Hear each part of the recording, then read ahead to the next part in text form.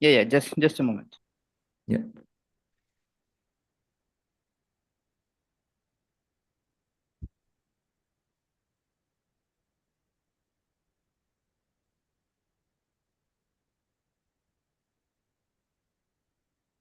Yes. So our next speaker for today is Wei Zhu from Florida, and he's going to talk about gauged global strings.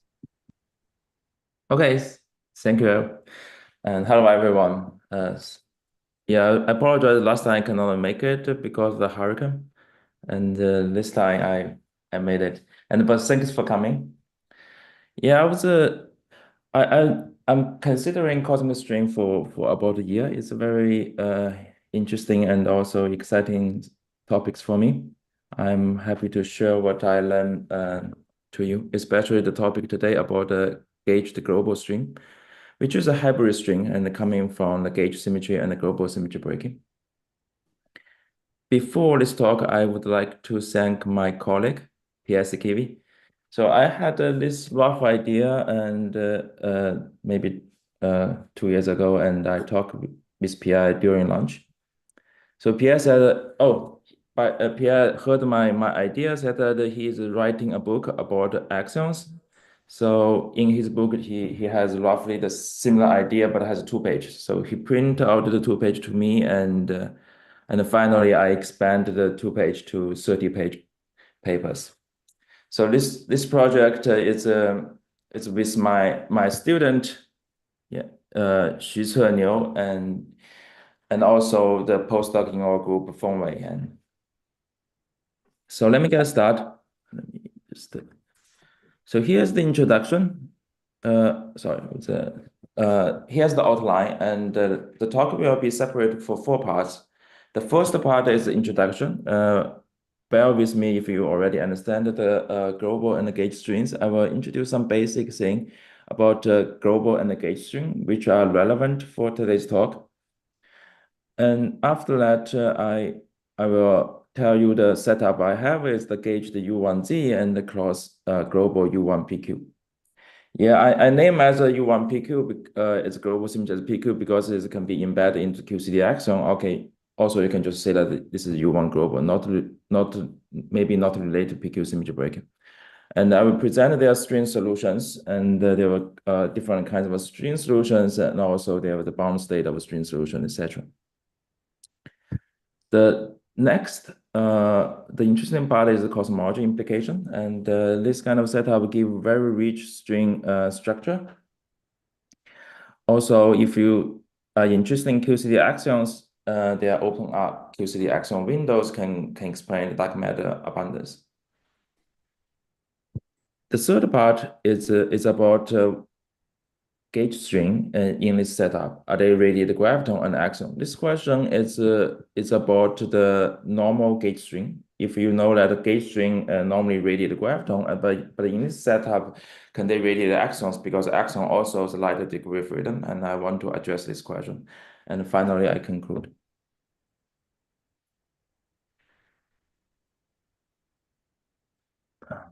So I will start on with global string. Global string, there's many ways to get a global string. One of the easiest way is introducing a complex scalar. The scalar has a global U1 symmetry. It's not gauged, and the U1 symmetry breaking by spontaneous breaking of the web of the scalar field. I take the web as a 1 over square root 2 phi convention times FA.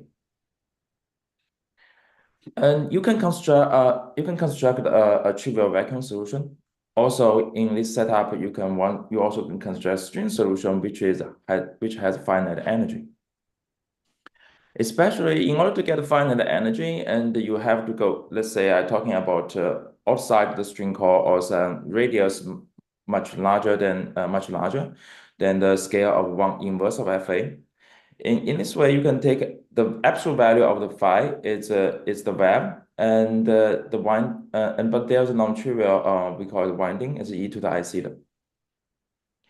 So the potential actually is still as the vacuum, but they do have another energy coming from the winding. Therefore, you can compute in the tension.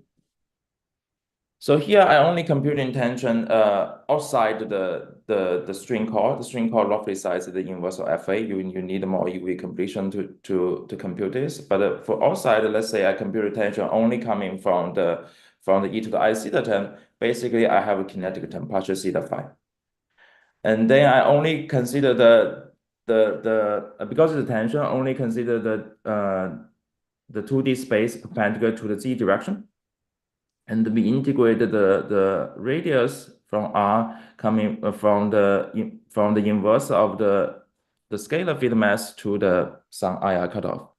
You can immediately find the tension is log divergence. Also, the dimension should be correct. Is FA square, and it's infrared divergent, but that means it's infinity if you take L go to the infinity. But we know that this L can be just cut off by the two string distance, or it's cut off by or universe Hubble scale, which is the inverse of Hubble, inverse of H. Okay. So how about the gauge string, right? Basically, I want to introduce a gauge feed. So the gauge feed string solution is same as the global one for the scalar feed. So the scalar feed, I still taking this one, but I do have a gauge degree freedom, means that I can introduce a Z mu. I use Z mu as a gauge feed. And this is we take a pure gauge term, partial mu theta, one R goes to infinity. The reason is simple. If you don't take pure gauge term, you actually introduce a finite energy to the string, and when you integrate the R from 0 to infinity, you get infinite energy. So we do want to find a string has a finite energy solution. So this is one, the choice we take is partial mu theta. And the other reason is like, you can think about it, then the prefactor seems free, and you can actually choose the prefactor of the Z mu and we compute the gradient again, and you find that you basically just change the partial mu to the d mu, the covariant derivative. And using the z mu I choose here, you can exactly cancel the gradient term from partial theta, and means that the gradient term is 0. So that the tension outside the core, outside the inverse of the scalar mass or the gauge boson mass, either can be the UV cutoff, and it should be 0. But it doesn't mean that string tension is 0. And when you consider the core tension, this is a combination of the some scalar potential and some magnetic flux, and all this give you the same order, which is pi FA squared. Okay. So why be interested in cosmic string, right? Let me give you some motivation. I think it's theoretical interesting. Also, it's a phenomenology rich. When I say it's theoretically interesting, first is you already see it's a classical feed solution for example for the U1 feed spontaneous breaking. And also this is the string can come in from either gauge and global symmetry breaking or you can just count in the large group broken into the small group H, and what's the homotopy group for this? It's if it's non-trivial, then you have a string solution. If you like beyond standard model or actual dimensional string theory, string also can come in from actual dimension and string theory. At the same time, this is some subject I'm working on right now. Is also the string can also have Fermi zero mode, and they can have some bound state of the string with the Fermi zero mode, and Fermi zero propagating along the string, and it's called a superconductor string, which is studied like back to 1985 by Witten, and there was still new development recently. And so the other thing I said that is phenomenology reach is it's very generic. It's coming from when you have symmetry breaking in the early universe, when temperature is high and the cooling down, and you get a symmetry breaking, the Kipling mechanism give you a cosmic string. So cosmology is very easy to generate this cosmic string, and second motivation is about the gauge. Let's focus on gauge string. Actually, for the gauge string and the light degree freedom, it's the graviton. So they will radiate the graviton when the string oscillate. So when they oscillate the radial gravitron, then they produce the gravitational background, and which can be probed by the maybe LISA and LIGO and the future gravitational wave detector. For the global string, when the string oscillated, they will collapse and will radiate axions, and this axion can be dark matter abundance and also can contribute to dark radiation. And then finally, there's a new observable. This cosmic string can be probed in the CMB, and if it's a superconducting string, and they can give new signal in galaxy, etc. I hope I give you some idea why this cosmic string is interesting. And let me go into the model I'm thinking about. It's the U1Z and the cross U1PQ. It means that it's gauged U1Z and the global U1PQ. It cannot be broken by one complex scalar field. It's broken by two scalar field, phi1 and phi2. Let me write down a Lagrangian, and the Lagrangian is basically decomposed as just a gauge field is a z mu mu and also the derivative of phi1 and phi2. I choose two maximum height potential for separated for phi1 and phi2, so they will break at the scale. When the wave get v1 and v2, the symmetry will get both broken. Here I neglect the self-interaction. If you introduce self-interaction, you can change the solutions, algorithmic string solutions. This is an interesting subject we will explore further in the future. Here I also assume V1 and V2. Here seems V1, V2 it's not related, and we can assume just take assumption V1 is larger than V2 as our convention. This is our convention. Okay. So I haven't introduced meta content, but let me assign the phi1, phi2 charge. So the phi1, phi2 charge is not the same, and they are same under the U1 gauge. They are both charged at 1, and they are opposite for the global U1PQ. So trivially, it just means that the phi1 it's located at the I alpha z plus I alpha PQ, and the phi2 goes to phi2 times e to the I alpha z minus I alpha PQ. So we want to study the vacuum and the fluctuation. First, there are the two U1. They are not completely separate. Their vacuum manifold is interesting, and they have overlap. The fluctuation will tell you the axion direction, which one is Goldstone mode. And because they have one global symmetry, they do have a Goldstone mode here. So let's look at the cross-section of vacuum manifold. You do see that the two U1 actually overlap at the 2 point. Let me justify the overlap, just repeating what I just showed you, phi1, the rotation of phi1 and the rotation of phi2. Let's do let's take alpha z equal to pi, means that I take a loop from here to along this gray loop here. This is the gauge transformation, and the phi1 goes to phi1 times e to the I pi, and the phi2 goes to phi2 times e to the I pi. But because I pi, we know that trivially I pi e to the I pi is equal to e to the minus I pi. So this is a transformation from the loop outside goes from 0 to pi. This is actually equivalent to the alpha PQ equal to pi, and it means that alpha PQ equal to pi, after you have the charge here, you know that alpha PQ equal to pi, phi1 goes to e to the I pi, and the phi2 go to the e to the minus I pi.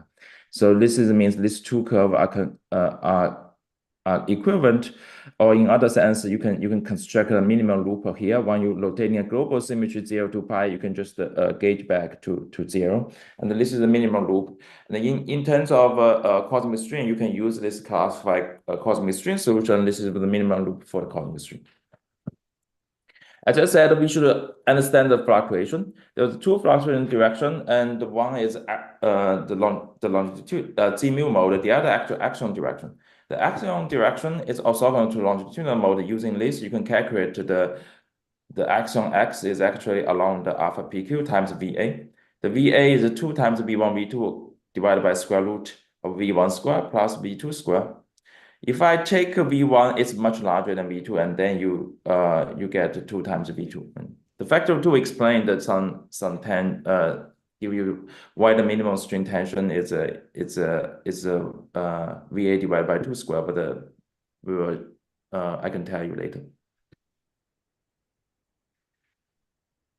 If you're interested in QCD action, it's actually QCD action is well motivated because it can give dark matter abundance, although also explain the strong CP problem in particle physics. For this, I introduced using this possible ad hoc U1 global and U1 gauge symmetry. Actually, it's very easy to integrate with the QCD action model. Take a KSVZ-like model, means that you introduce a Carroll fermion and the QL and the QR. They are both with color charge, so that such that this will be the QCD axions. Also they have the carry U1 PQ charge. You can write I didn't tell you exactly how they charged, but you can imagine that it is easy to assign the charge and you can write down the leading operator, which is non-normalizable, and it's phi1 times phi2 square and the QL by QR. And you can just get a web and reproduce the axion direction. And after that, you integrate the fermion, and you will get the axion coupled to GG tilde, and which is the QCD axion. And you see that then give you the instanton and the or axion potential and etc.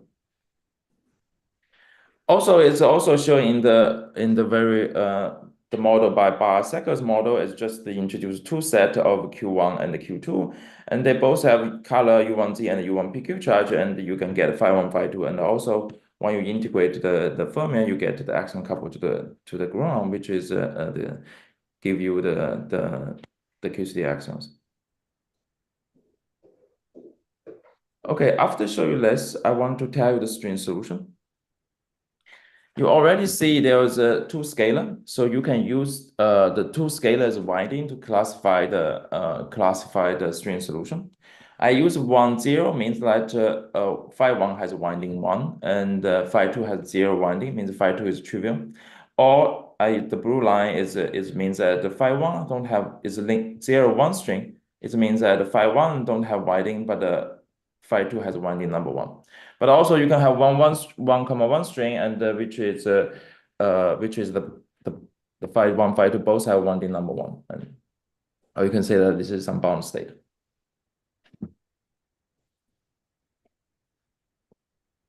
Let me just show you how do I get the 1, 0 string solution. As I mentioned, the 1, 0 string is phi1 get winding e to the I theta, phi2 is just pure vibe. But note that we do have Z mu feed. But the Z mu should be pure gauge, as I said, is partial mu theta, but there's a free parameter C here. And all this thing is outside called R goes to infinity. So why we have C here, I'm trying to minimize the tension. So for the gauge string, actually, when we introduce partial mu theta, the Z mu, we can minimize tension to 0, but here we cannot. And if you focus on the gradient term, which is the energy outside string call, there's two contributions. One is d mu phi1 square, the other is d mu phi2 square. And because phi2 doesn't have is a trivial in the winding, so there's no partial theta term, and phi1 do. And you can simplify that as the tension has you can easily imagine the tension will be depending on C. And after you minimize the C, you get the by varying the C, minimize the tension, you get the tension is V1 square, V2 square divided by the V1 squared, the sum over V2 squared. And then you get the log divergence as a global string. So it's clear to see that this is a global string because the outside string call is not 0. And also that you can reproduce the pi FA here. It's okay. How about the 0, 1 string? You can repeat the same thing and here, and I just repeat what I said before, and basically just changing phi1 is trivial, and the phi2 is e to the I theta, and the Z mu is the C times partial mu theta, and the C is floating. And let me don't show you the calculation again, and you easily, I think you will get bored and see the simulation twice. But trust me, if I trust my calculation, you can easily get the gradient energy of the 0, 1 is equal to gradient energy of 1, 0 string. And just emphasize this is only outside string because we only computing the gradient from the UV cutoff to the IR cutoff. the string tension are the same, means that both of them are global string. And actually, we have another way to understand why their string tension should be the same. So think about the outside core region. I emphasize so many times because I will talk about inside later. And outside the core region is 1 0 string is equivalent to 0 minus 1 string, and through a gauge transformation. So this is one 0 string profile. There's 1 being e to the I theta, and this is 0 1 string. There's e to the 0 minus 1 string, so it's e to the minus I theta. So when you do the gauge transformation, alpha z goes to alpha z minus theta, you can just rotate away this e to the I theta, and then this is you reproduce e to the minus I theta for phi 2. So they are equivalent, especially for outside string core. So outside string core, you can view the two string.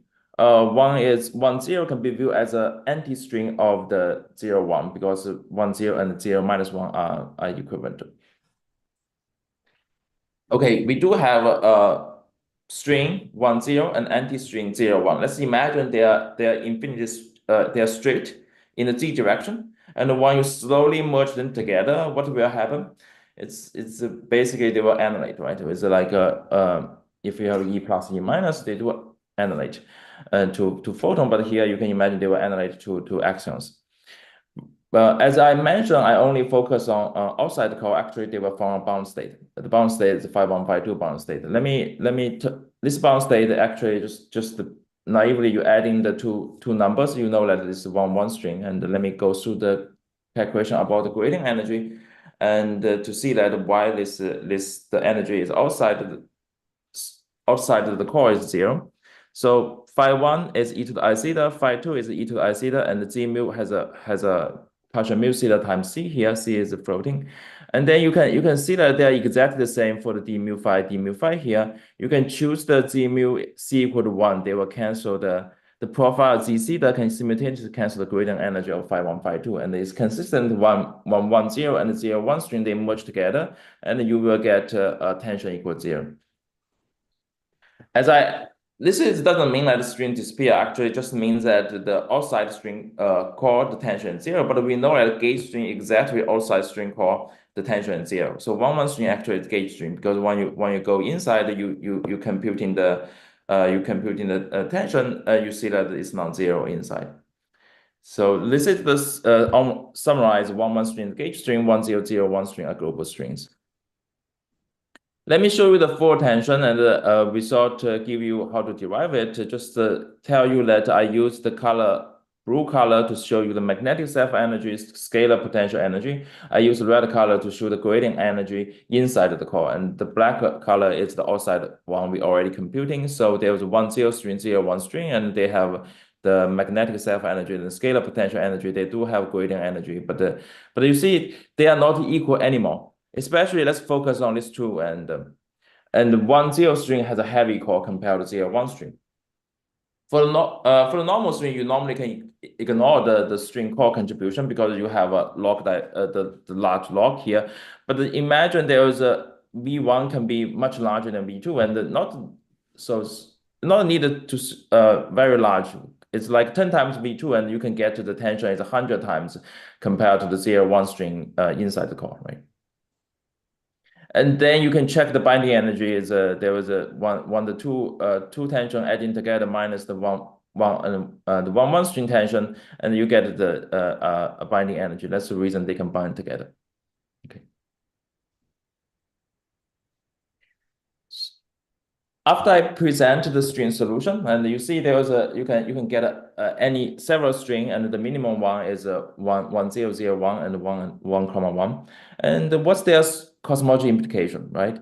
The cosmology will decompose in 3 parts. You know that is how it forms, how it evolves, and how they radiate. This is the formation is a Kipple mechanism. Evolution is you possibly want to rely on more simulations, and then the radiation is very interesting related to observables. And for example, if they radiate the axion, what's the dark matter abundance coming from this kind of string? And you may still remember I introduced V1 and V2, and V1 is much larger than V2. There's a hierarchy, and so we can expect there's a first phase transition and the string forms. So the first phase transition is the phi1 get wave, and phi2 is wave is 0. Okay. And because the temperature is still high compared to the V2 and temperature roughly V1. And the string will form, the correlation length is just you can estimate the correlation length is given by the dimension analysis, 1 over V1 and also some couplings as well. This is the second order phase transition.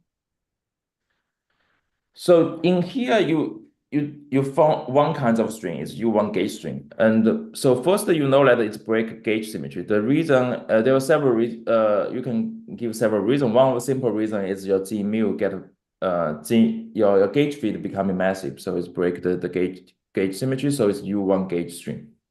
And you have 1 comma n string. I put an n string here because n can be anything. For example, you have phi1 winding and phi2 is complete 0, so you can put e to the I theta, e to the I n theta, it doesn't matter. So it's you can name as a u1 z gauge string, or you can just say one in my convention. I just write a 1 comma question mark string will be determined by the second phase transition. Okay, so imagine the temperature cools down, and you will have a second phase transition, right? The second phase transition means that the phi2 also get a wave, and this is the situation we develop all the string solutions. And the string will form, just the phi2 string will form. Let's imagine there are also most of the places vacuum, and this phi2 string will form, and the correlation length is 1 over V2. The phi2 string, what I mean phi2 string is the 0, 1 string from well, Kipple mechanism just by causality argument. This is well formed. But there's the question is like, what's the fate for the one question mark string that's formed in the first phase transition? But what's happened if phi2 get away? What's the string should be, right? So imagine there's the one n string they found in the beginning. And surrounding it, they should have a lot of phi2 string. What I mean phi2 string is 0, 1 string. And the distance, roughly distance between them is the correlation length is inverse over V2. And let me assume the process is adiabatic, and you can computing these two kind of, you can maybe just relax to 1 string, or you can relax to 1 string. This means that the phi2 profile is non-trivial here. The phi2 profile is trivial in phi here in the second possibility. And actually, you can, if we argue that we want to minimize the energy, the 1 string will minimize the energy. This is the most probable configuration. They will convert the one n string will be converted to 1 string after the second phase transition. We don't do the simulation. This is what we expected, and we expect also there are some rare case maybe 1 string form, and then they will have all the universe will filled out of the different kinds of string. So okay, the next question is string network evolution. So there's one string we call the 1 string, and if they encounter 1 string, what will happen? This should be like the conventional case, right? You have two strings over here when they meet together, when they meet each other, when they encounter each other, and at some chance, some probability they will just cut. This is one of the way to form loops and the loop oscillator and etc. But the problem is, what about 1 string and encounter 0 1 string? Are they going to form a 1 bound state? As I just said, the 1 string is the anti-string of the 0 1. When they merge together, they will form a 1 bound state. But this is not true for cosmology case. I imagine I give an example if they are completely straight and they move slowly merge together, every point match together, they will form 1 bound state. But in cosmology, you don't expect the string will be parallel to each other from the whole Hubble time, right? Actually, you are expected there's only some segment of the string, they will just merge together. And this kind of thing called Y injection, only part of them will form just bind together, because the one string has a much less binding energy. There's other work on simulation of one junction, and they found some fraction of one junction remains, the scaling solution remains. Let me quote some of the paper. I didn't give you all the. I apologize if I didn't give all the full reference here. Okay, let's go to a more interesting case. Let's say QCD axion. Let me imagine we invite the U1 global U1 gauge to the QCD axion model. And also this is related to the last part of cosmology. Is like you do form a string and a string form a loop and the loop oscillate. They will radiate axions. In terms of dark matter abundance, there were three components. One is from misalignment. You can think that this is a coherent scalar field coming from maybe from the inflation or some phase transition. You give some average value of axion. They will contribute to dark matter abundance. This is a standard story. And also the string, when they oscillated, they were radiated axions. The radiation to graviton is suppressed because of the coupling, and most of them will just collapse immediately one cycle, and they will radiate the axion radiation. And this will contribute to the axion. I use the number density of axion coming from string times MA. And also, because the incident effect, the axion get mass, and actually you will find not only string and it's string wall system, and this wall will also have a bigger tension. They will trigger the collapse of string, and then along the QCD phase transition, and we know that all the string disappear because of the domain wall forms, and then the string collapse. There was other contribution from the domain wall. Okay, so in terms of string radiation, the string radiated axion, actually there's uncertainty either from theory or from simulation. As far as I know, it's unsettled question. There was scenario A. Let's just separate two extreme cases. One is IR spectrum, means that spectrum omega is the energy of axion. Is pick at the low energy. The low energy we can have is the Hubble scale. So it's one extreme case, just delta. And for scenario B, this is what Pierre had a paper. Pierre Schiavi had a paper before. Is about a flat spectrum. Means that dE over d log omega is flat. It's like the energy spectrum is occupied the whole decade of the energy scale. So because of a string, its number density is the key thing contribute to the axion dark matter abundance. As the average omega is, if it's larger, you contribute less. So you can imagine the scenario. Average is smaller, you can contribute more. Scenario A give you more string, and give you more axion dark matter. Scenario B give you less. So why is relevant to here? It's because of the 1-0 string tension is the same as the standard QCD axion string, because you can just using V2, the small V2 to calculate everything if V2 is much smaller than V1. As I show to you, the heavy core, the 1-0 string have a much heavy core, and because there's a pi V1 square, the V1 can be 10 times larger, then tension should be 100 times larger than the 0-1 string. If their tension is larger, let's imagine all the energy will convert to axion. They will convert more axion. It's by from this just naive argument. Here I show the result is scenario A and scenario B, and both contribute 100% of dark matter. So the x coordinate is dark matter abundance, and the y coordinate is I change the V2. And so you see the total. When I adding every contribution, axion, string decay, misalignment, domain wall is subdominant, they contribute 100% for different V2. The reason for that, if I don't introduce a V1 here, it's only one point can give you the right abundance. But because we introduce 1-0 string, they can radiate to axions easily, and they will contribute a lot to they will contribute dominant to the string and make the whole window opens, like all the V2 can be before. If you give me axion model, actually you have particular point you're searching for, which is give you 100% dark matter. Right now, if you just modify your model a little bit, adding an extra gauge U1 symmetry, you will see that the heavy core 1,0 string give you can contribute a lot and compensate the missing abundance coming from the rest, and they can give you 100% dark matter. Let me show you the 2D plot you may be familiar with. This is the 2D plot of the axion photon coupling and versus the axion mass. And because of a 2D plot, you see the white region should be the future experiment, the goal, and they'll march to the white region. But the first is the horizontal thing is coming from the global cluster astral constraints. And the ADMX is one of the leading experiments search for axion. They search for the particular mass. There's a very motivated because there's there's possible that there's only the standard QCD axion will give you the 100% like at least mass.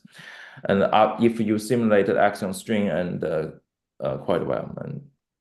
And this solid line is not experiment. This is our goal. Is the QCD axion. They actually give you the relation between the GA gamma gamma and the MA. So in the future, and this is the future experiment. I didn't name them. It's including like a Mad Max and all the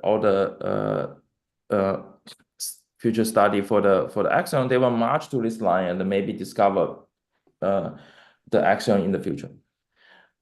As I said, if you're talking about standard QCD axion, just one thing like KSVZ, actually your MA is here, roughly here, they can give you 100% dark matter. But if you open the possibility, there's a global string, actually you open the whole window and motivate the search to probe this region, and which is to give you the 100% dark matter and by the QCD axion.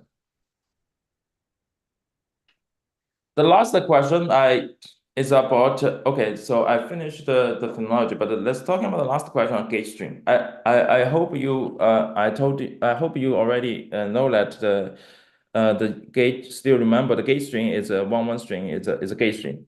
So how they radiate, right?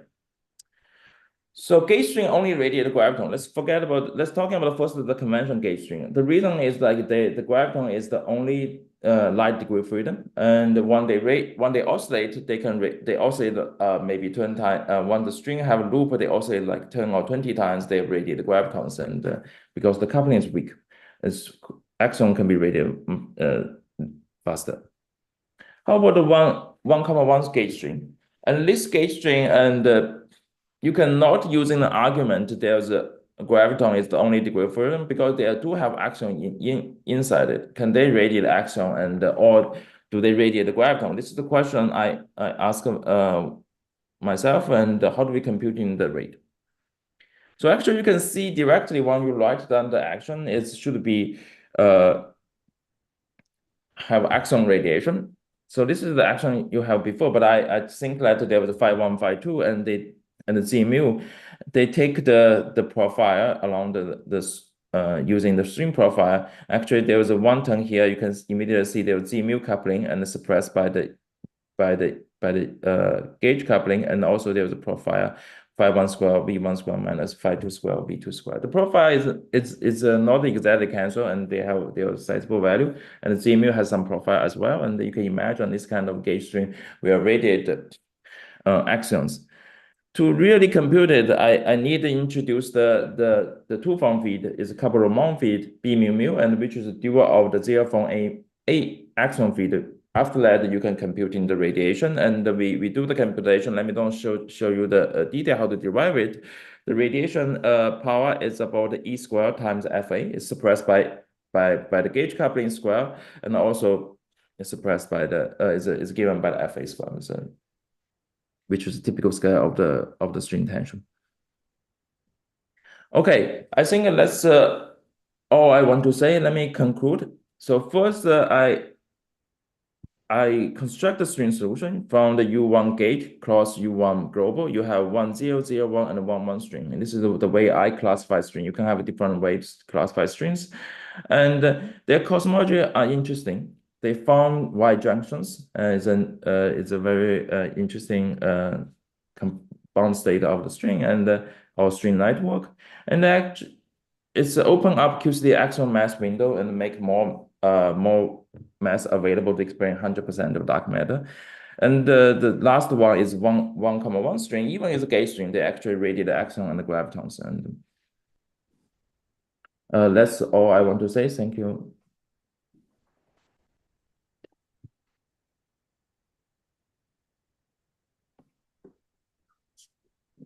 Yes, thank you for the nice talk. Any question from the audience? Please unmute yourself.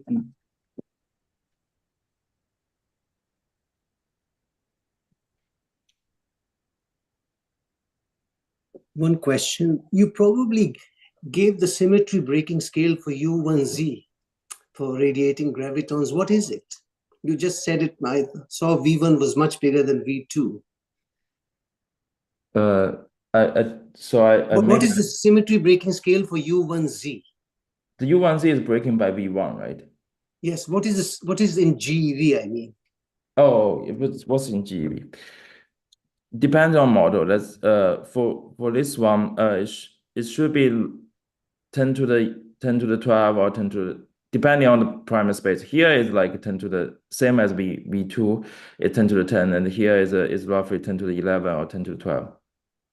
Similar, so comparable to FA, you are saying, a little bit larger than FA. Yeah, you cannot too much larger because there's a V square, and if it's too much larger, yeah, it's will over. Okay. It will just overclose the universe, I guess. The other question I had was that the axion strings are superconducting. Yes. What about the combined globals, this gauge global string? It's superconducting? Yeah, this is a good question. So let me think.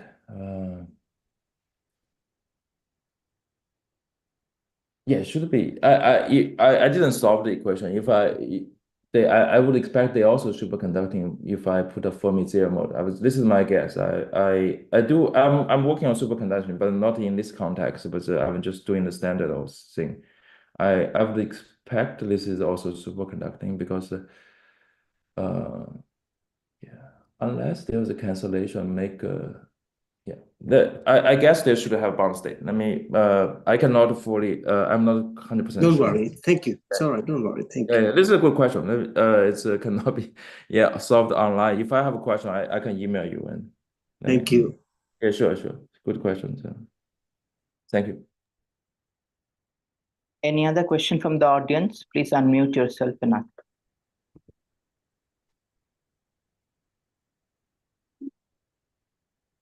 Okay, if not, let's thank the speaker once again. Thank you for the nice talk. Thank you. Will you be able to send us the slides? Yeah, I will. Okay, thank you.